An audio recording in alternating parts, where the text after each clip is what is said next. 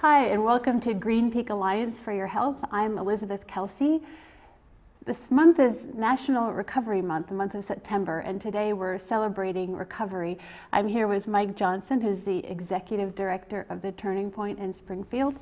And today we're going to talk about the topic of recovery from substance use, what recovery can look like for both adults and youth, as well as the programs offered by the Turning Point. Welcome, Mike. Thanks for having me. I appreciate it. Yeah, of course.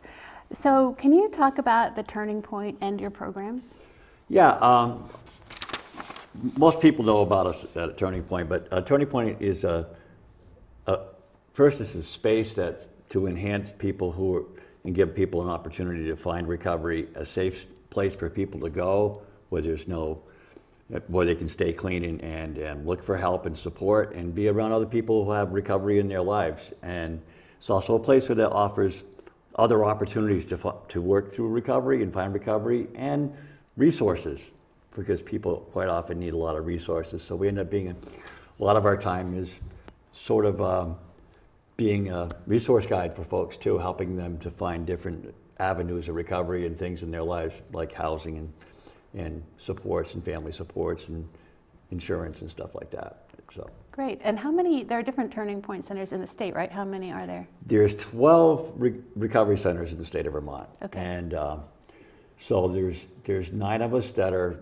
part of Vermont Recovery Network, and there's 3 that are individual centers, but we all work together, and the directors all work together as one and so we provide this pretty much the same core services in all the areas. Mm-hmm. Can you talk about what recovery looks like? Well, that's interesting. There's many paths to recovery, Mm-hmm. And there's many stages of recovery. Quite often, recovery can be someone who's gone into full-blown addiction, and so their path to recovery could be starting with very little, and or have lost a lot. So that would require a lot of work in getting back on their feet. First, getting stabilized. First, you have to get the person stable, which usually requires detox or rehab. And from there, they even in the hospitals now too, in the detox, we try to reach out to those folks and meet them with a recovery coach or somebody in recovery, just to give them the initial plant the seed that there's a better life if they would like one, mm-hmm. and we're willing, able to be there for them. Mm-hmm. It also gives us a chance to engage family members that have questions too. So this isn't just an individual problem. I mean, it affects everybody around them. So we want to be able to help them too. So from that point, when they first come in, I'm using this scenario because it's, the most common right now, that they would come to the center to a recovery coach. They would go to and where they go to rehab first, and then we would usually see them afterwards. And then we try to guide them on a path to recovery. You have the 12-step programs. We have other non-12-step programs that we provide. We also provide recovery coaches, groups for families, mm-hmm. and we also provide some youth programs, which are fairly not new to us, but new to implement. We're starting to be able to get into the doors to do some things that we'd like to do, some peer supports, and because I think there's grounds for that to happen now, because there's enough kids that have been affected that they need to talk to other people who are in the same shoes, that with guidance from people who are trained to help support them, so they at least have other people to talk to. Mm-hmm. And so the person would be the addict, the person with substance use disorder. I'm sorry, I shouldn't be calling them addicts, but amongst ourselves we do. Yep. That's the language, mm-hmm. but we try not to do that now. We're trying to make it a more feasible way of talking to people without them being offended, because stigma is still a big issue. Right. There's a lot of people who want to corner people and say that they have a choice. Maybe once in their life they had a choice, but after that, not so much. So anyway, we provide all those things for them. We also give them supports around community needs, and hook them up with counseling and with our partners, and intensive outpatient programs through HCRS that partners with us, and we also work with the community health team right down the street, you know, at the health center, and you know, other programs that are around that we can get people into, you know, treatment programs. And sometimes it takes a while for someone to get to treatment too. So they come in the door and they want to go to treatment. It's like there's nothing available. And even though they said that they are, it takes a few days to get there. So what do they do in the meantime? Yeah, what do they do? Right. Well, abstinence is part of it, you know, and so, but we can support them and try to make them as comfortable and reassure them that it's coming and that we will make sure they get there. We will support them as many ways as we can in between, you know. And that's a really difficult time. And for me, is if someone comes in there asking for treatment, that's the one thing we can't give people is willingness. You know, all things can happen in their lives, but when they have the willingness to go and they're ready, that's the time we need to get them there. And so we try to be at least a voice. Had someone come today that tried to get some help and made phone calls and stuff, but they got phone numbers and things, and they came and they actually got to see somebody to talk to, and we went through the process with them and tried to make some referrals and help them with their phone calls, and they actually got into somewhere today. But it's not easy for someone to do it by themselves. So we try to give them those kind of supports to get started. And the road to recovery is a long one. You know, treatment is short term, and that's managing the symptoms, but recovery is a lifetime project. Right. And so whatever path you choose for recovery, there are options to the outcome is maintaining a connection to recovery, or somebody in recovery, or your path to recovery, because having that connection is going to come to play in your life at some point. And because it is a disease and it does sit there and wait for you to be, your guard to be down and you to be vulnerable, and it will go, oh, today's a good day, you know. And what do you do when that moment comes? Recovery is about preparing for that moment as well, because what are your tools and what do you have in your bag? Can you give some examples of those tools, like just a few scenarios of? Well, when you're making a lot of connections, when you make a lot of connections with other people, you know there's people you can call. That's why they always say, when you get a sponsor when you come in, and you call your sponsor every day, even if you're having a good day, because when that moment comes, the last thing you want to do is pick up that 5,000-pound phone and call somebody, you know, or when that moment comes, what do you do to distract yourself? What is the one thing that you can go to that's yours, you know? I mean, I like music, so I can go to that, I have friends in recovery too, and I have that too, you know, and I'm a person in long-term recovery, and I tell the story, but it's important, is because I was in Atlanta, the opiate conference, National Opiate Conference, and there's 3,500 people there, all about recovery and addictions. And I went outside, and there's a liquor store across the street, and it's like, hey, nobody knows you down here, Mike, you know, and it's like, where'd that voice come from? You know, and this thinking starts, and if you play with it, things go wrong. But I met some people earlier that I knew that were in recovery, that were inside. And one of my things I wasn't going to use, but I went back inside and I said to those guys, I said, look, I need a cup of coffee because I'm so angry right now, because why is this here after long-term sobriety?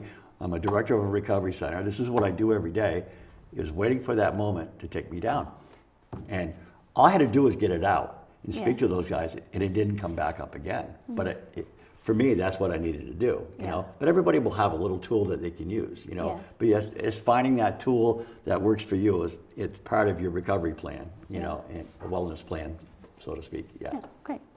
Can you talk about the factors that may lead to addiction? There's many factors that can do that, and sometimes if you're made up to be someone who's going to be addicted, is peer pressure.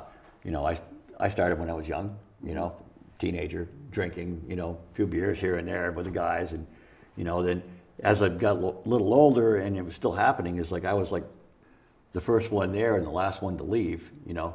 But it never clicked to me that there's something wrong with everybody else. They didn't know how to have a good time. But that continued, and there's patterns that you see that change. But it also can be from stuff in the home.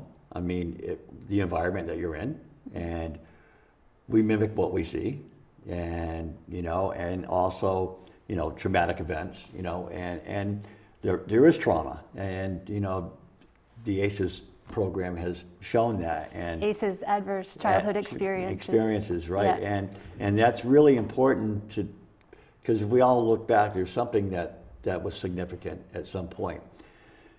Sometimes it's just from being prescribed, because the opiate has a strong effect, and not for all people. There's people who can take it as prescribed, but someone who's addicted, hasn't experienced it yet.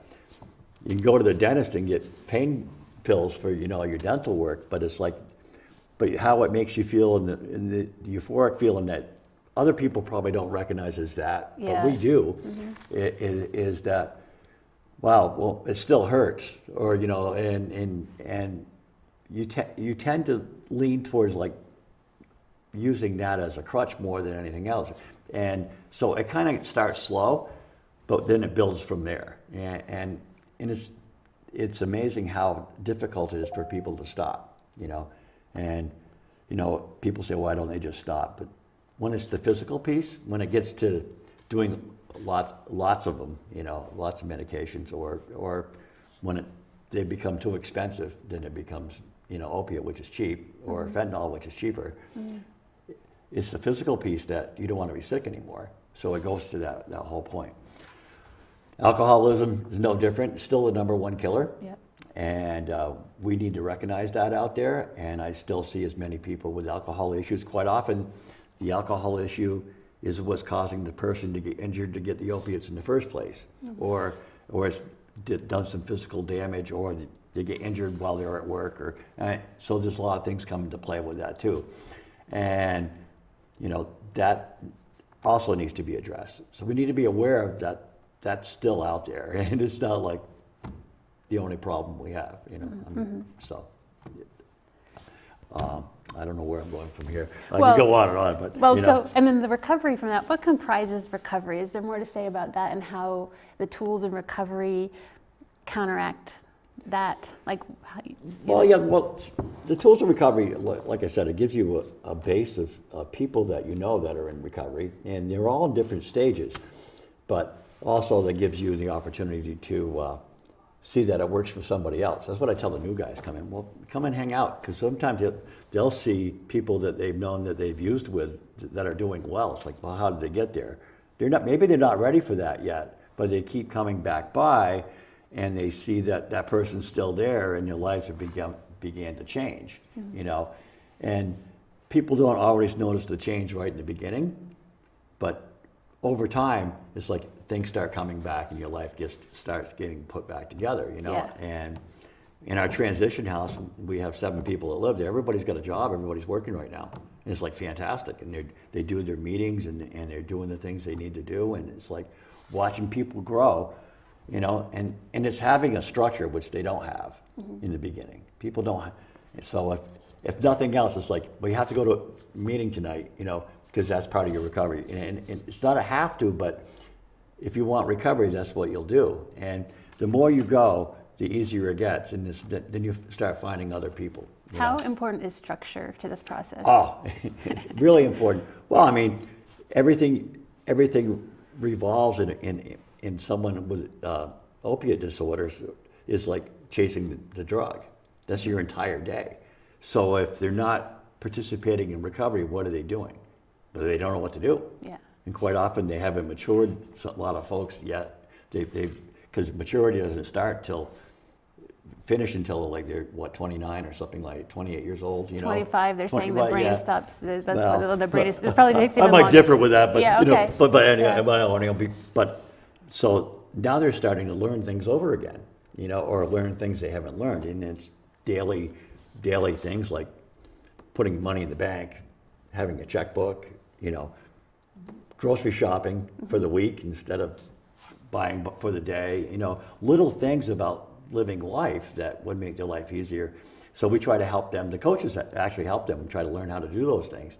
And that takes time too, because they're used to a pattern of living, which isn't the same as, we call normal lives, but I mean, someone who has some stability in their lives. Yeah, I can imagine do they feel very satisfied as they sort of make those steps? Oh, yeah. Yeah. Well, you can see the change in the, Yeah. and people have little to be grateful for in the beginning. Yeah. But the amount of gratitude and giving back is what's important. Yeah. And then it's like, we always ask people, I always say, were you grateful for anything today? And, it's like, they have to think about it sometimes, but, well, you're not using today. Yeah. You're here, and you have people around you who care, and so that's important to them. And now they have people who care about them that they didn't even know. And we meet people where they're at. There's no judgment, and because, everywhere they go, it's hard for them to go into treatment even, only because they know how people look at them. Those are those addicts over in the corner or over here behind the buildings. And it's like, they're human beings that have a disease that, if they're coming for help, I'm going to treat them with respect. And they do respect us too, though, because they know that, so, and I always feel good about that. They know we have cameras and we, we have staff and I'll ask them questions about their behaviors, because behaviors will show things. And they go, yeah, I know, Mike, I know, that's fine. I shouldn't be doing that, and it's like, and because I'll bring it to their attention. And so they start to become aware of what they're doing and who they are and how, in the daily actions, So it's about change, and change is not easy, especially if they don't know what to change to. Right. I don't know if that. Yeah, I was going to ask you about, this long and everlasting road to recovery. It's ongoing, and the lessons that people learn and the growth that takes place. I think you talked a lot about that. Is there anything else you'd like to add about the lessons that people learn? Well, the one lesson I will say again is that it doesn't go away, but your life changes. So, people can live normal lives and they needed to be treated as not who they were, but who they are today. Yeah. And moving forward, because you can't change and their actions, I get, there's some accountability, and I know that needs to be there too, but at the same point is people have a chance to change. I've seen guys who've done their time that come out have done great, because they're grateful to have a chance at changing their lives, and what we do is we want to be there for them, Yeah. Yeah. How can people get connected to the Turning Point? What are the different ways? Well, you can come to our door. We're open 7 days a week, and the office isn't open on the weekends, but there's always someone around who can connect you with paperwork or phone number, and our house manager lives on the property, and he's able to connect you with setting up something for like Monday morning, bright and early, or if someone needs something, we can get in touch for treatment, or we can help them out on the spot. They can call us, and our number is 802-885-4668. They can go to our website, which is spfldtp.org, and they can find our transition house application, and they can find a recovery coach application online, and they can send it in that way. And so, and we have a Facebook page for which people can check out at Springfield Turning Point Recovery Center. Good, great. I wanted to ask about kids whose parents are in recovery, a little bit like what you've observed, what their experience is like, and how the Turning Point supports them and families. And I'm glad you brought it up, because I've had staff that have kids that didn't have their kids and did have their kids due to their addictions, and I've watched them grow in recovery, and their lives have changed, and what it takes to become a parent, and things they have to relearn, and learning tolerance, and all those things, and but as recovery gets stronger and better in their lives tend to change too, and they look about how they can help other parents in recovery. So in our Bellows Falls office right now, we have a new group that's starting out. It's called Raising Kids in Recovery, and that's also to reach out to parents, but also to aunts and uncles and grandparents who are raising those kids, because those kids and those people need support too, around the whole issue of what do we do with these other folks. A lot of our time is meeting with family members. They come to our door a lot, And but the kids are really important, because if we can help the family and the kids, then we can break a cycle there, so it doesn't continue. And it's educating the kids too. Even when they're small, as they get older, they'll realize some of this stuff. And depends on age where you go into details with them, but you need to be honest with them too about where they are too. And so I think there's an opportunity for us to be able to help these kids where they are and help the families, because keeping the family together and getting them healthy is the key to this changing, and there's different scenarios where that's not going to happen. I get that, but that doesn't mean it can't somewhere, and I think that's one of the goals that we like to have happen. So these kids have an opportunity to have their family, You lose your siblings, and you watch siblings living with some, and they want to get one of their siblings back, and it's really difficult. And we also help them go through the process with other organizations, and so we kind of help them, because some of our folks have been through that and they know what it takes and what it feels like to be on being looked down on side as a parent who was struggling, but they also know what it's like when they're doing well. So we help them keep a portfolio of all the things they're doing and trying to put their lives together, so they have something to show that they actually are doing some stuff about changing their lives. And sometimes there's judgment about them not doing what they need to do, and we can say, well, no, we know, because we have proof. We see them all the time. Yeah. So we want to advocate for them as much as we can too. I imagine you talk to kids about also the stigma and not feeling shame about having this situation in their family. Right. Oh, yeah. And that's huge. The parent didn't choose to be an addicted parent, or sometimes became a parent while they were addicted. And what do we do to fix that? So recovery's, treatment and recovery is the answer for that. And when it happens, we can't say, like I said earlier, when the willingness is there, it can happen. And you can see when someone starts to get it. It's not perfect in the beginning. There's some struggles going back and forth, but there's the opportunity for change. They know what it feels like to start feeling good, So if something happens and they relapse of any way, they know where they can go, they know what they can do, and they know who they can call, and they know where there's more support. Now, the center is for that too, for those people. It's like, oh, they're not going to get judged when they come back. It's like, well, I knew you wouldn't make it. Yeah, well, no. Relapse is not part of recovery, but it happens in recovery, Yeah. And when it does, okay, what did you learn from your relapse? What were you doing or not doing?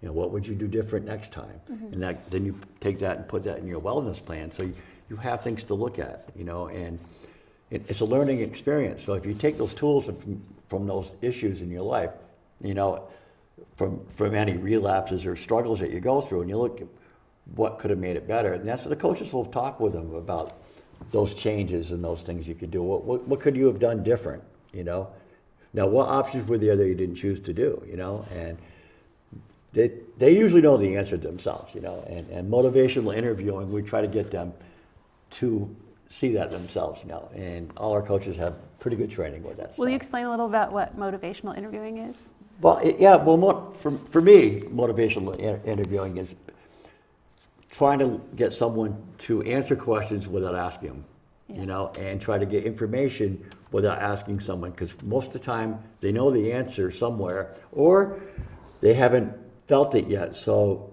through a series of questions in conversation, it's like they can see different paths they can take and different options they have, and you also share with them other things. But it's pretty interesting sometimes, because everywhere you go, you have all these forms to fill out before you can start working with someone, and they get all these questions. And with my coaches, it's like, what the questions are.